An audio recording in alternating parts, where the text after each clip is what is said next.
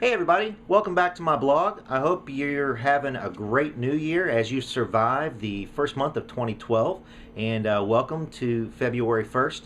I know it's been crazy, but you made it this far, and hopefully you're ready for the wild ride that 2012 has to offer. Now, with that being said, I want to jump into today's topic, and that is my predictions for the real estate market coming up in 2012.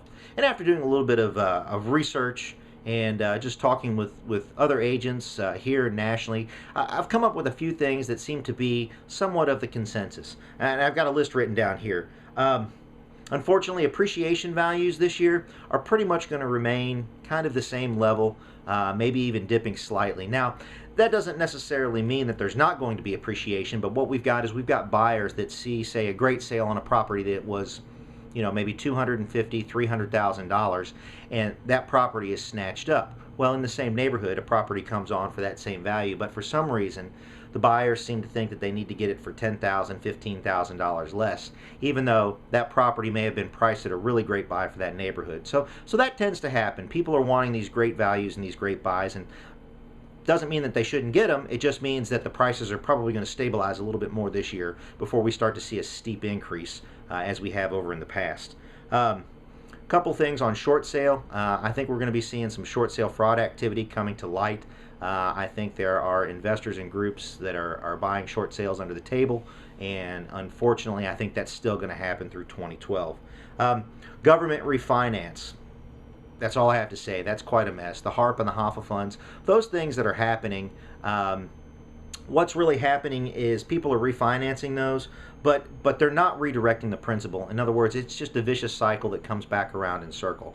So the property values still remain the same, and all the government's doing is adding the value on to the end, and it puts people back into the same problem. So that's a mess. That needs to be worked out. So those government refinancing programs, you may see those go away, or you may see more issues with those problems.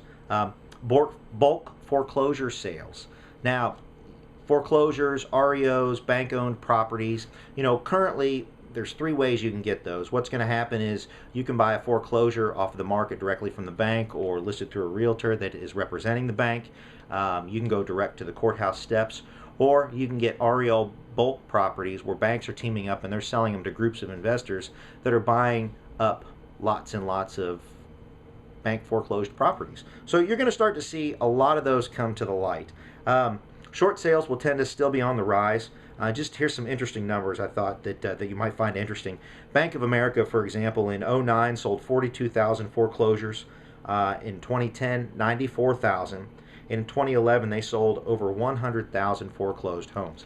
Now, the problem is that's continuing to go up, and in 2012, you may expect to see an increase of over 60%. So that's over 150,000 short sales on just Bank of America alone. So there's some rise. We still haven't hit the bottom on foreclosures yet, but we're getting ready to come to those.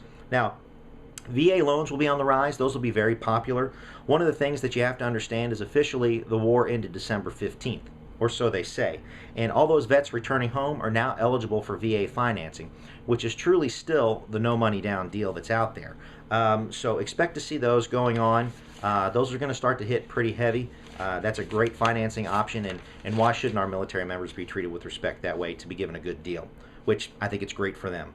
Now, one of the things that you're going to see as a trend is banks are going to start to offer lease options. So instead of the bank maybe taking the foreclosure, or the bank possibly buying the house back from the owner that's in trouble, they'll lease back with the option to buy, hopefully restructuring some of the loan, waiting for the rates to come down, and then those owners could potentially buy that house back from the bank, and nobody will be homeless. So that should be a good thing.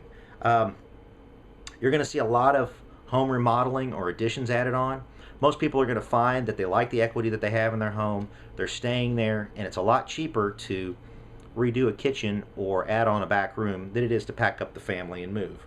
15-year loans will rise. Right now, 15-year loans are 3.5%, so it's fantastic. The interest rate is still low, and the Feds came out the other day and said that basically the rates are going to remain where they are until 2014. So we've got some time here. Just as a scenario or an example, a $200,000 home at a 4% mortgage over a 30-year fixed, you'll pay about $955 a month, whereas a 15-year at 3.5%, you'll pay about $14.29. And again, if about $500 or more dollars, but if you can afford that in the long haul, it's going to save you about $86,000 on principal and interest alone.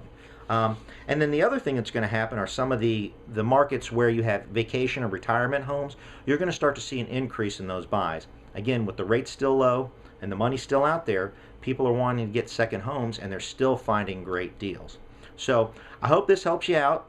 There's some information for you below. Please feel free to read it. And as always, if you happen to know somebody that's looking to buy, sell, or invest in real estate, please don't keep me a secret. I'll make sure that they're well taken care of. And if you have any questions, comments, please feel free to give me a call or shoot me an email. I'll do my best to answer them as specifically as possible. Have a great day, and I look forward to talking with you soon. Take care.